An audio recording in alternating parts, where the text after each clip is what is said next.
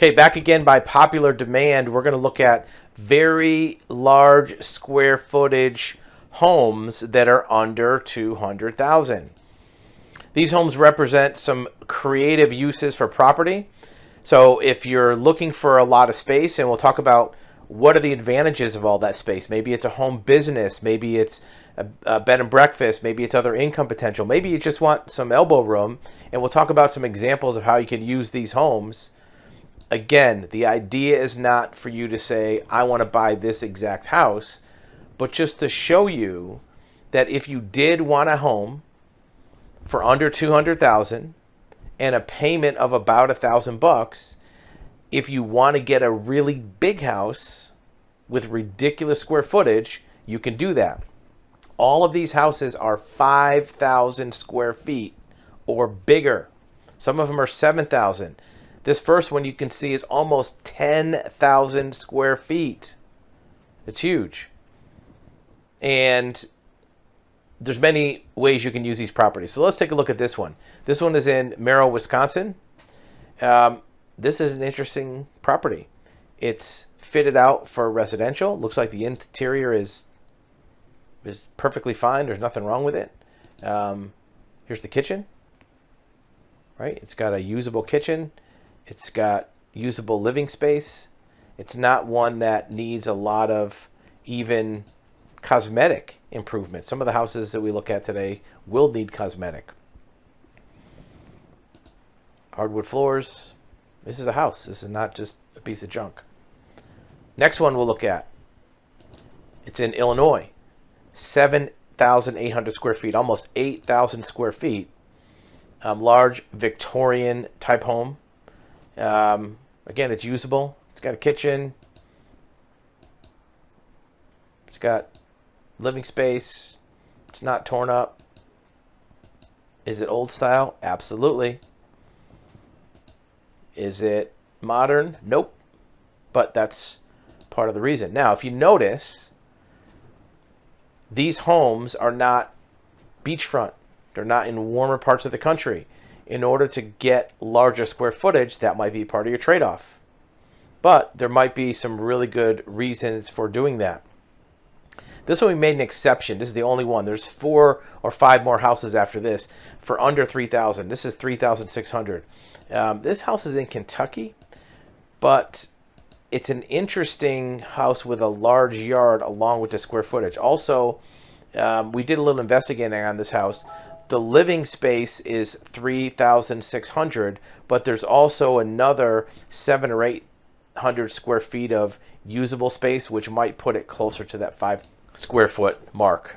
But it is another interesting house. This one is in a little warmer part of the country in Kentucky.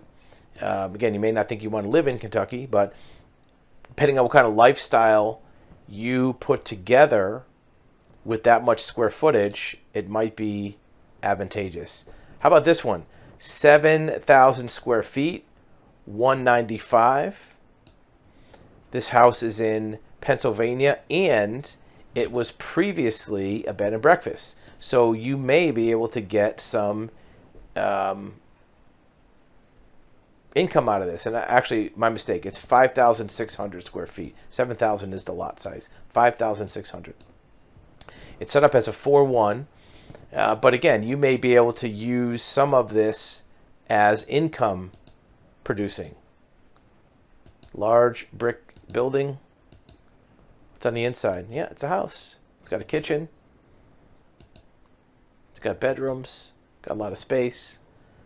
So it's something that is doable. Leechburg, Pennsylvania, middle of the state.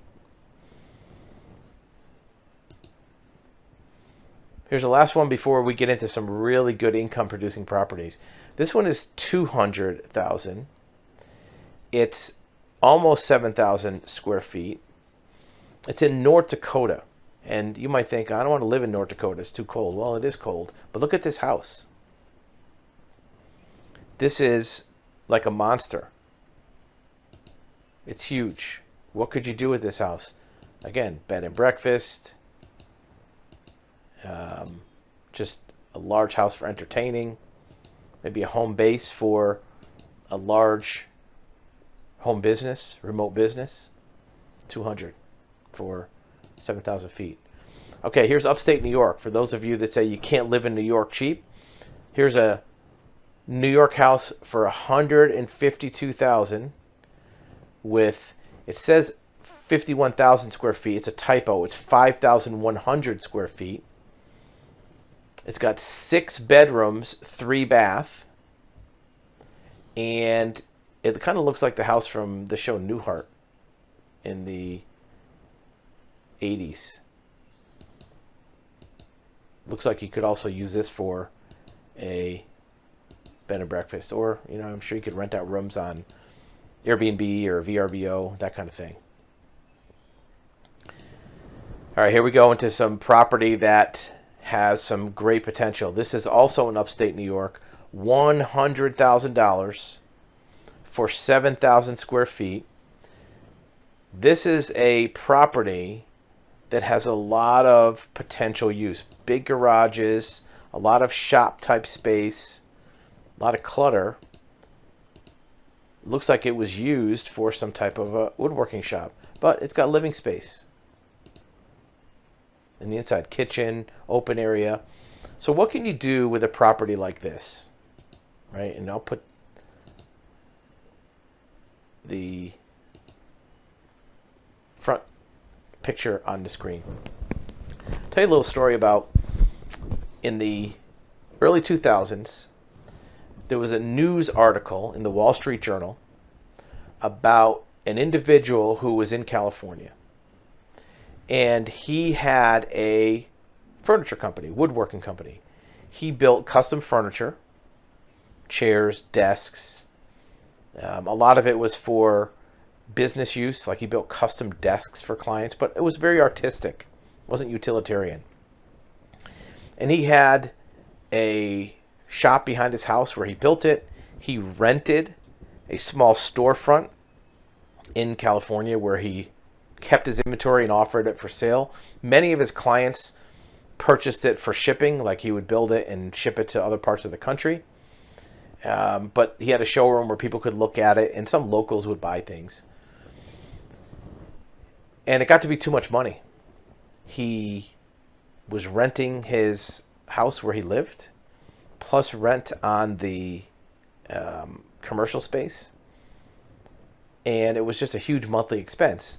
And what happened is he came across a building that was in Ohio that was formerly a car dealership building, a new car dealership. It was a Ford franchise dealer. And this building was for sale for $125,000. Now, granted, this was 15 plus years ago, so the market has changed. But here's the house we're looking at on the screen right now for $100,000, so it's possible. And what he did was he purchased this old car dealership.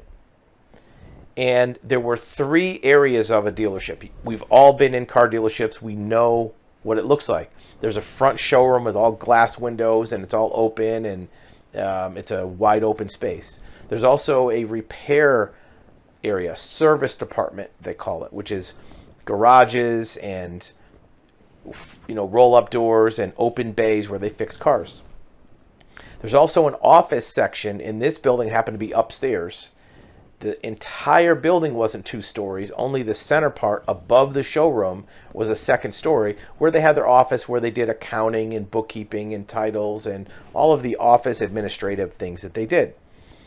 And he bought this building. And the offices upstairs he made into his residence where he lived. And it was about 3,000 square feet of space for him to live. The showroom downstairs was a little bit bigger. It was about 3,500 square feet. And that's where he put all his finished furniture that he had completed.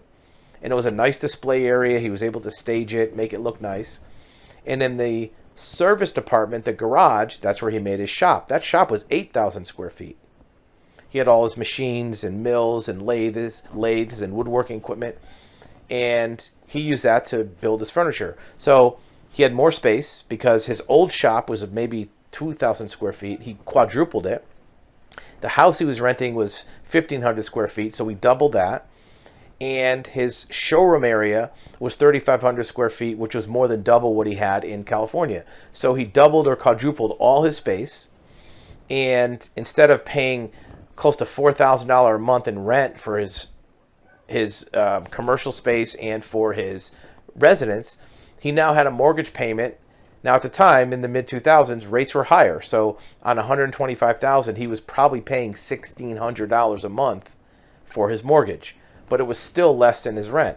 And he had more space, he had more manufacturing capacity. And what he found out was, with the extra space and the savings on money, he was able to hire additional staff because the workforce in that area was also more capable and less expensive. Not only did he save money by moving, but he was also able to expand his business.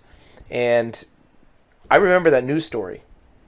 When I saw it, I was intrigued by it. We put it on one of our blogs at the time, AwareBrain. And a few years later, we went to check up on it. And it turns out this guy had dramatically increased his business. It was a multi-million-dollar business because of that one move. Now, he didn't want to move. He didn't want to live in Ohio. It wasn't his first choice to live in Ohio. But at the same time, it was an opportunity for him to do something, build up a business, and then maybe move somewhere else later. It wasn't the worst place in the world to live, but it matched the pursuit of his lifestyle. And this property here has that same advantage. 7,000 square feet, you use the living space for part of it, and you maybe have a little business in the other part, maybe manufacture. This actually looks like a woodworking shop, but you could do anything here. You could use it as a photo studio, a video studio, any type of self-production. Maybe you build a product, manufacture a product. Plenty of space for whatever you can imagine. Now, again, you're living in upstate New York. Not everybody wants to live in upstate New York, but I guarantee you, $400 mortgage might make it a little more appealing. Last one we'll look at, and we'll tell another story afterwards, is a property that is 6 bedrooms, 6 bath, 5,300 feet, and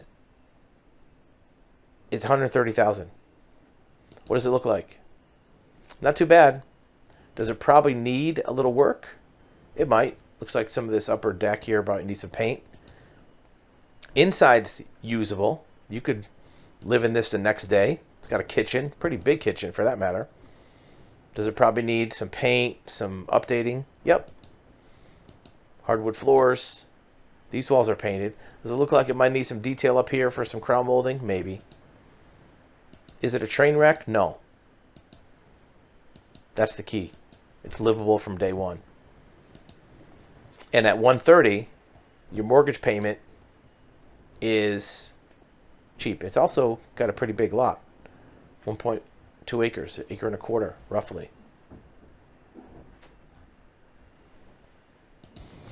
And this wouldn't be the worst place in the world to spend some time while you're saving up money for the dream house. Again, do you necessarily want to live here? Maybe not. But if space is important for some purpose because of extended family, a business opportunity, elbow room, the point of this video, like all others, is to show you what is possible. Not necessarily you're going to go buy 57 Delta Street, but to show you that looking for these things does give results. Almost anything that you'd want to find for under $200 is available. Beachfront, acreage, square footage, every city, every state. And if you watch the video channel, you'll be notified as we do new versions and give you some creative ideas of what to do with these large square footage houses.